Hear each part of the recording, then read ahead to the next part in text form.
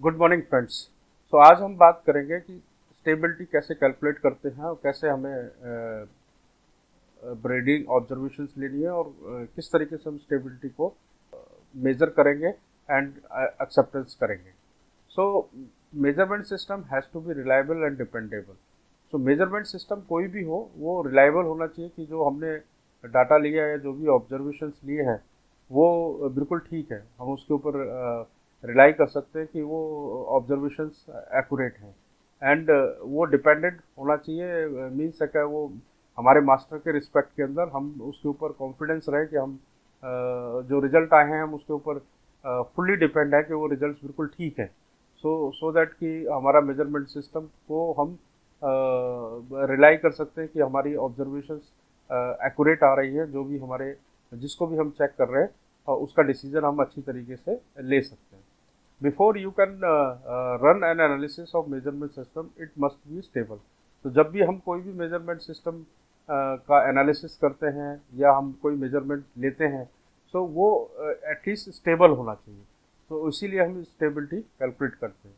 This means that your measurement system must be statistically controlled, it must be consistent and predictable.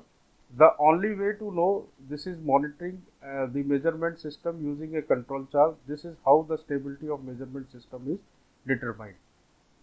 हम जो भी measurement कर रहे हैं हम ये ध्यान रखें कि वो हमारा जो मेजरमेंट सिस्टम है, मीन्स जिसमें हम पर्सन को यूज़ कर रहे हैं जो चेक कर रहा है, मास्टर को यूज़ कर रहे हैं या वर्क पीस को यूज़ कर रहे हैं। तो जितने भी हमारे वेरिएशन है, स्वाइप के वेरिएशंस हैं, वो सबको कंसीडर करते हुए भी हमारा मेजरमेंट सिस्टम स्टेटिस्टिकली कंट्रोल होना चाहिए। उसमें कोई स्पेशल कॉसेज नहीं होना चाहिए। तो उसको मेज़र करने का एक ही तरीका है कि हम कंट्रोल चार्ट के थ्रू हम पता कर सकते हैं कि हमारा मेजरमेंट सिस्टम स्टेबल है कि नहीं है। कैसे हमें करना है स्टेबिलिटी करने के लिए? So the master sample is tested over and over on a regular basis. तो जो भी हमारा मास्टर सैंपल है उसको हमें टाइम टू टाइम चेक करना है। How often depend on how often the measurement system is use. तो उसकी फ्रीक्वेंसी क्या होगी? जो हम मेजरमेंट सिस्टम जिस तरीके से यूज़ कर रहे हैं, मतलब जितना हम मेजरमेंट कर रहे हैं। For example, if the measurement system used on each shift, मतलब हर शिफ्ट के अंदर हम सेटअप के लिए सेटअप अप्रूवल के लिए चेक करते हैं, या हर शिफ्ट में आने के बाद हम प्रोडक्ट को चेक करते हैं या प्रोसेस को चेक करते हैं। तो जो भी हम मेजरमेंट इक्विपमेंट यूज़ कर रहे हैं उसको हम उसकी फ्रीक्वेंसी उसके आधार पर रहेगी कि हम किस तरीके से उसका यूज़ कर रहे हैं। So run the master sample once on each shift. अगर हम शिफ्ट एक बार एक चेक कर रहे हैं एक शिफ्ट में, तो फिर हम उसको हर शिफ्ट के अंदर उसका रिकॉर्ड इकट्ठा करें। और अगर हम डेली अगर किसी चीज़ को यूज़ कर रहे हैं तो हम डेली उसका एक सैंपल लें। और अगर हम एक दिन में 3-4 बार कर रहे हैं तो हम उसको 3-4 बार उसके सैंपल्स को लें। This means that the different operator will be tested the master sample and that it will be run at different times of the day. So जो master sample है वो जो sample है वो may be different operator use कर रहे हों, क्योंकि अलग अलग शिफ्ट के अंदर हम कर रहे हैं या अलग अलग दिन में हम चेक कर रहे हैं, या मे बी हो सकता है कि एक ही ऑपरेटर हो। बट एक ही शिफ्ट में 3 ऑपरेटर इंस्पेक्टर भी हो सकते हैं, तो तीनों इंस्पेक्टर भी चेक कर रहे हो। So the key to be sure that the all potential source of variation in measurement system as an opportunity to be present over time. So जब हम पर्टिकुलर कुछ टाइम के बाद, कुछ फ्रीक्वेंसी के बाद जब हम सैंपल्स को चेक कर रहे हैं और एक सब ग्रुप ले रहे हैं, मीन्स 5 पीस हम एक बार में उस मास्टर को 5 बार चेक कर रहे हैं, तो ये ध्यान रखें कि उसके अंदर जो स्वाइप के वेरिएशंस हैं वो एटलीस्ट प्रेजेंट हो। मीन्स वो टाइम के साथ अगर ऑपरेटर चेंज हो, इंस्पेक्टर चेंज हो रहा है, तो इंस्पेक्टर का वेरिएशन भी उसमें आ गया। और अगर हमारे टाइम के कारण अगर कुछ मेजरमेंट में प्रॉब्लम आ रही है, मीन्स लाइक इन्वायरमेंटल और इन्वायरमेंट कंडीशंस, टेम्परेचर वगैरह चेंज हो रहा है, ह्यूमिडिटी चेंज हो रही है, तो वो भी वेरिएशन उसके अंदर कंसिडर हो जाए। देन हम वो जो सैंपल्स हमने लिए हैं उसको फिर हम चार्ट के ऊपर एक्स बार कंट्रोल चार्ट्स के ऊपर हम उसको प्लॉट करें एंड एटलीस्ट मिनिमम 20 सैंपल्स हमें लेने हैं। And then we have to calculate the control limits. जो कंट्रोल लिमिट का हमारा फार्मूला होता है उसके हिसाब से हमें कंट्रोल लिमिट्स को भी उस चार्ट के अंदर डिस्प्ले करना है। So bring the measurement system in statistical control by finding and eliminating the special cause.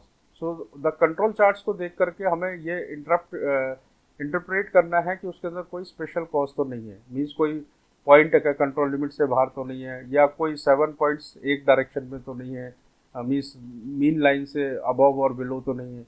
And अगर ऐसा कोई स्पेशल केस स्पेशल कॉज हमें आइडेंटिफाई होता है तो उसका हमें इन्वेस्टिगेशन करना है, प्रॉपरली रूट कॉज एनालिसिस करना है, एंड उसको फिर उस पॉइंट को हटा करके देन दोबारा से हमें रीचार्ट करना है एंड देखना है कि अब तो कोई स्पेशल कॉज तो नहीं है। एंड अगर ये दोनों चार्ट जब तैयार हो जाए then you are ready for the analysis of stability. So यहाँ पर मैंने एक एग्जांपल भी शेयर किया है। To determine the stability of new measurement instrument was acceptable, the process team selected a part near the middle range of production process. जो हमारा production चल रहा है, जैसे अगर हमारी प्रोडक्ट की डायमेंशन 6 ± -0.5 है, तो उसका जो मीन है, जो प्रोडक्शन का वेरिएशन है, से हमने 6 mm को कंसीडर कर लिया to select to do a study. So हम उस जो पार्ट है उसको पहले हम लैब के अंदर भेजेंगे सो दैट कि हमें रेफरेंस वैल्यू मालूम चल जाए। सो इस केस के अंदर 6.01 उसकी रेफरेंस वैल्यू है, एंड देन हम 5 बार हर शिफ्ट के अंदर और 4 वीक तक हमने ये फ्रीक्वेंसी को ध्यान में रख करके 20 सब ग्रुप्स को इकट्ठा करके, and then we have made this X bar and R bar chart, and then we have to see कि कोई हमारा प्रोसेस स्टेबल है कि नहीं है, मीन्स कोई पॉइंट कंट्रोल लिमिट से बाहर तो नहीं है, लगातार 7 पॉइंट्स बिलो और अबव तो नहीं है मीन लाइन से। So while seeing this example, ऐसा कोई भी स्पेशल कॉज इसमें प्रेजेंट नहीं है, then we can take a decision that कि our measurement system is stable. So thank you for watching. We will discuss tomorrow onwards about the bias, how to calculate bias and how to analyze the bias.